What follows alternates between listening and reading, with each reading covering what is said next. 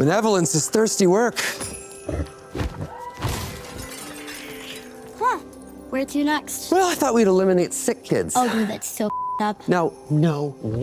We're eliminating the sickness by encouraging people to donate, but we're gonna need some help.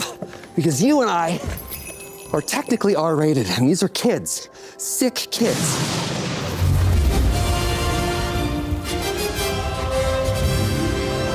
Did someone call for help? Linda Carter! What the f*** are you? Aren't you a wonderful woman? Okay, so what's the plan? We're gonna help eliminate sick kids by raising money for Sick Kids Hospital. What do you need me to do? Don't be so obtuse. So obtuse. The thing, if you don't mind. The thing. Come on, lady, give us the sugar. Stand back, here I go. What's happening? She's gonna do it!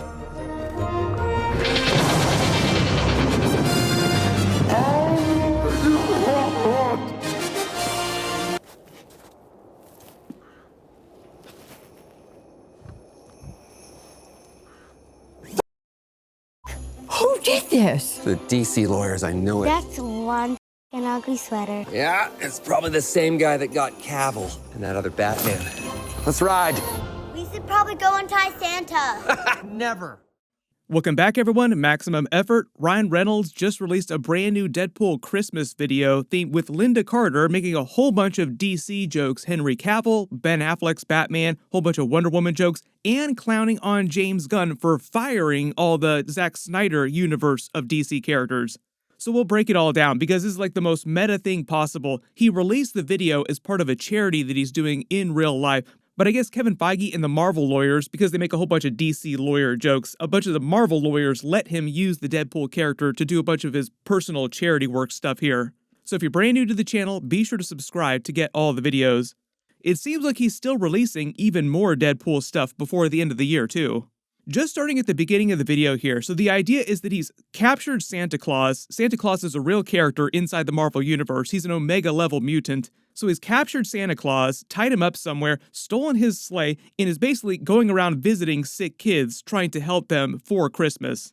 With him here is Kidpool from Deadpool and Wolverine, who's played by his real-life daughter, Inez Reynolds. Originally, Walker Scobell was going to be their Kidpool, because way back when they made the Atom Project, he did this amazing monologue from the beginning of Deadpool 2 perfectly, but because he's grown so fast in the couple years since that came out, Ryan Reynolds said that when they were making Deadpool and Wolverine, they wanted their Kidpool to actually look like a real little kid, so they couldn't use Walker Scobell that way. Walker Scobell did wind up playing one of the variants of the Deadpool core. In the background, you can actually hear him shouting in this deleted scene here, "Go back to Canada." Who said that? Go back to Canada, asshole!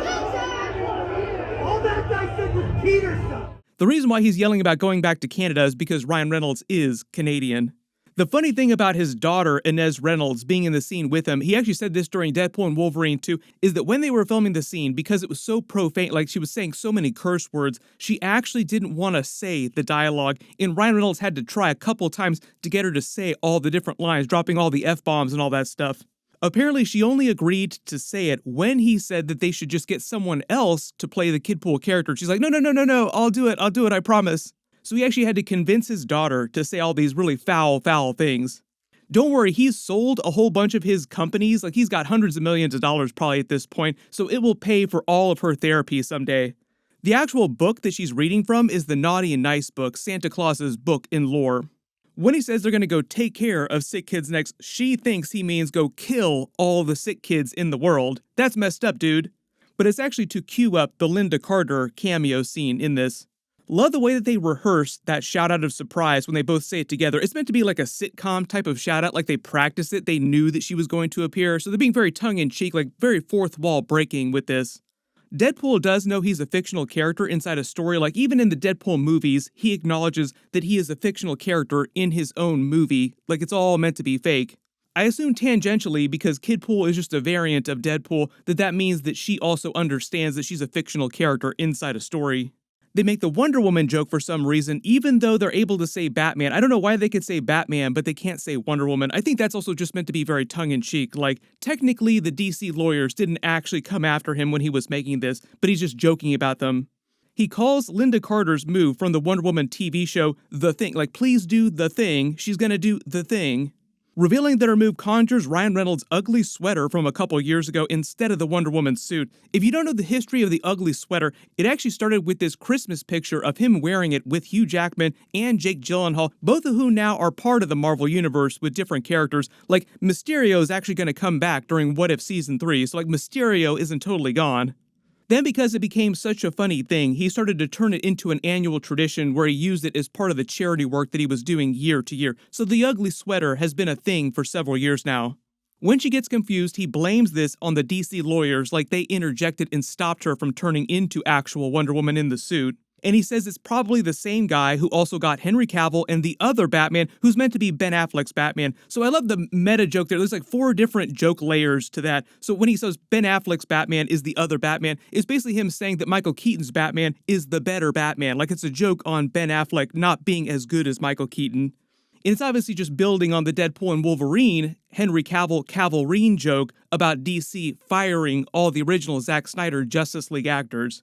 Treat you so much better than those down the street. You were just leaving. The person that he says is that guy that got Henry Cavill and the other Batman is actually James Gunn. So he's actually making fun of James Gunn during this too, because James Gunn is the person who actually fired Henry Cavill and those other Justice League actors like Ben Affleck.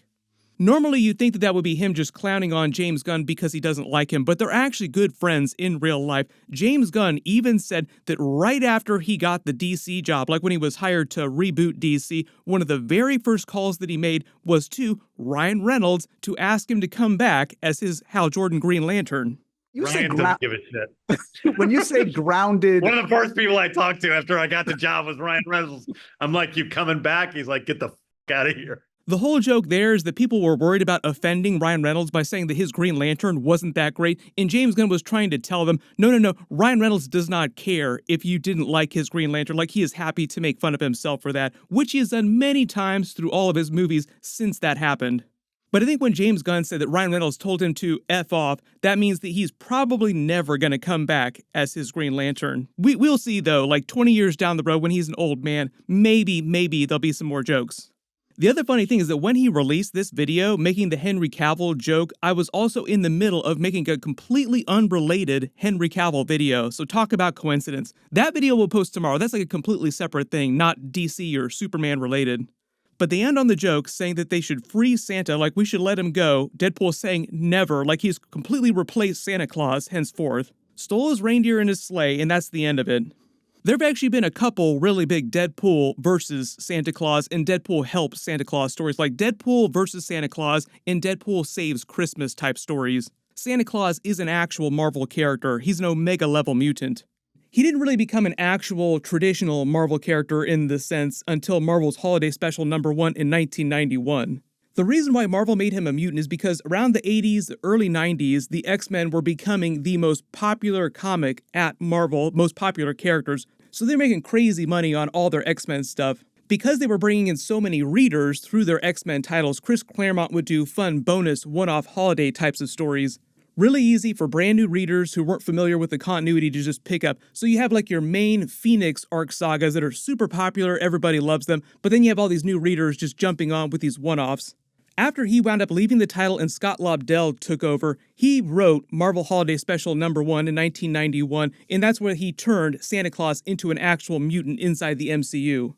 David Harbour, who plays Red Guardian in the Thunderbolts, also just starred in Violent Night, which is a very stabby version of a Santa Claus story. If Marvel actually ever does do a live-action version of Santa Claus, he should play him without the accent and with a few prosthetics so that it just doesn't look like Red Guardian in a Santa suit.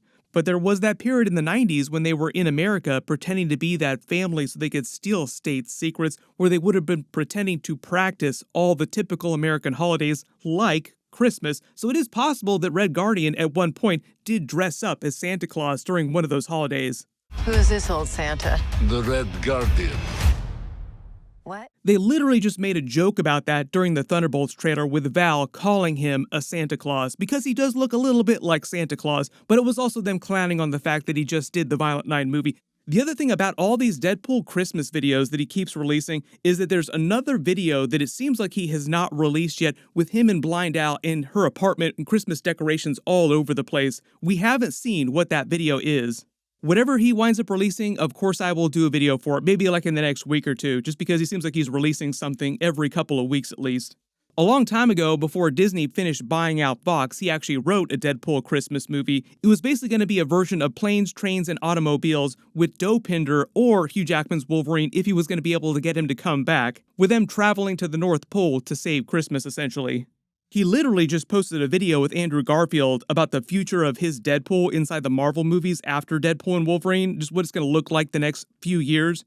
Andrew Garfield also talking about the future of his Amazing Spider-Man character coming back in the Marvel movies. I've already done a video about it. Click here for that, and click here for my new Chris Evans Avengers 5 video because he is also coming back as a totally different character. Thank you so much for watching. I'll see you guys in the next one in maximum effort.